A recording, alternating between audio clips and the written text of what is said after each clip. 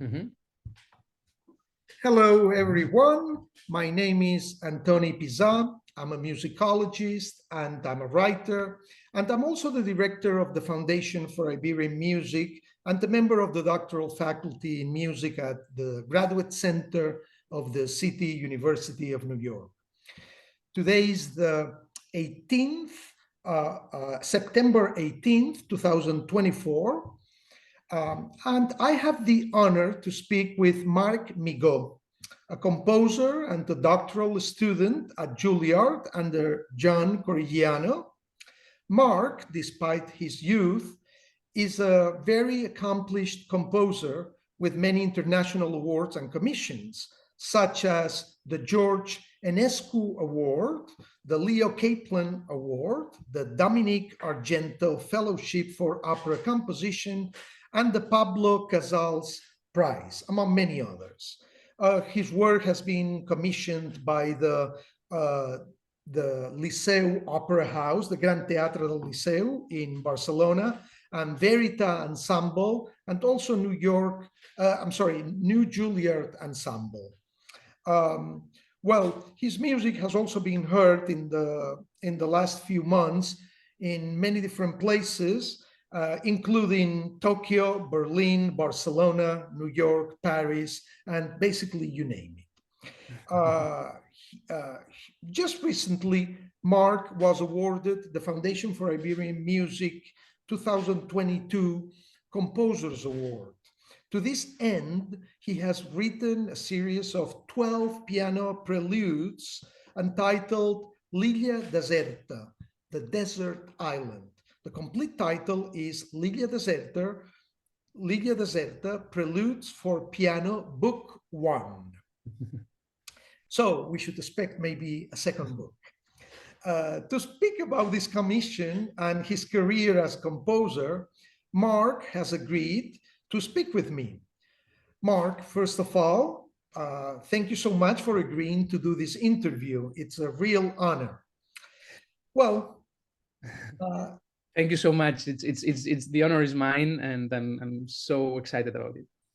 Yes. Well, tell us a little bit about your background. You were born in Barcelona. Did you go to music school there? Who were your first teachers? Tell us a little bit. Sure. I think my way into composition is slightly unconventional. I tend to repeat this story because, as I always say, it's pretty charming, but also it's true. So I should explain it. So music was not really an important part of my life until my middle teenage years, and by that time, my grandfather he made me a birthday present, which was he has always been a person very interested in culture, with a lot of intellectual curiosity, and he offered me this collection of Deutsche Grammophon CDs, which now I'm in my room from my house in Barcelona. I have them right there, which it was covering the span from Bach until Shostakovich and Prokofiev. So just out of, I guess, curiosity, if nothing else, I decided to listen to them, and I started with Bach, and that didn't really appeal much to me. Didn't tell me anything, but I kept going. I kept going at that time, and then I encountered Mozart's Requiem in particular, and that was like a true revelation. Like I sometimes use the word like illumination, because really it shattered me. It shattered my life. And I remember from that point on, going to high school, it was a pretty long bus ride, like 40-50 minutes bus ride every morning. So I almost got to listen Mozart's Requiem every day going to school, which maybe was not the most cheerful way to start the day, but I just could not refrain myself from doing that. So almost immediately, simultaneously with this discovery that was so thrilling, I had the urge to imagine melodies in my head. I had no idea of musical notation almost. I didn't know. I thought that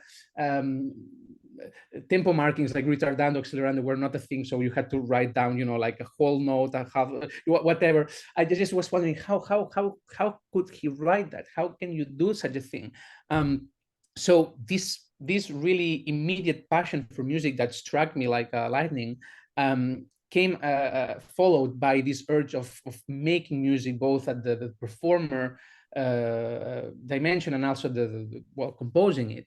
So first I was a bit kind of ashamed about it, because I felt, well, I'm 15 or 16, whatever it was, it's too late to do anything. And I have this path laid out for me. Like I have to be a biologist, and I love the discipline, and I have this curiosity that never left me, but I just did not pursue this path. So it was it was a moment where people, at least maybe more in Spain than in the States, you are supposed to know what you want to do, like when you are 18, and what career path you have. So it was my life was taking this turn, very, very sudden.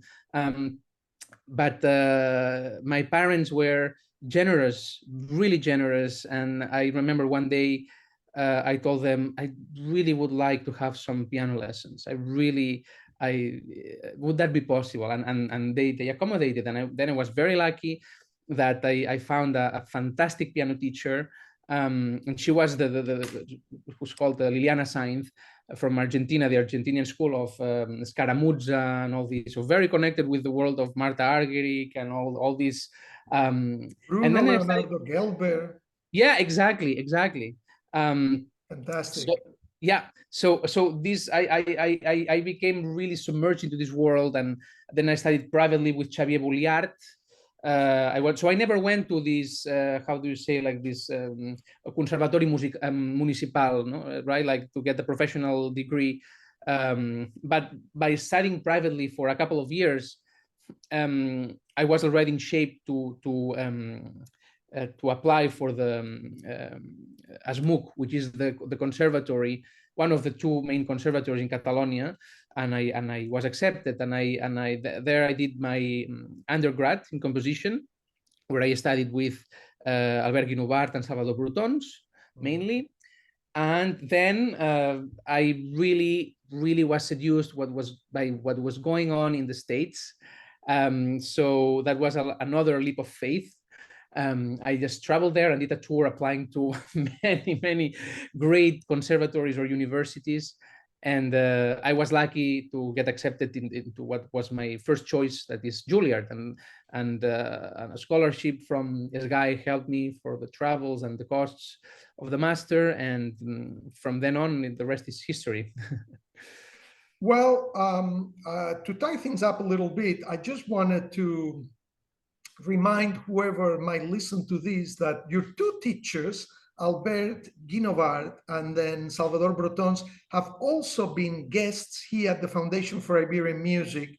So I think that you were in very good hands, and oh, yes, continue to be. I love those composers as I love your music too. But how did you come to the United States? How did that happen? So as I said previously, I decided to continue my musical training in the States. And why? What was the reason behind that?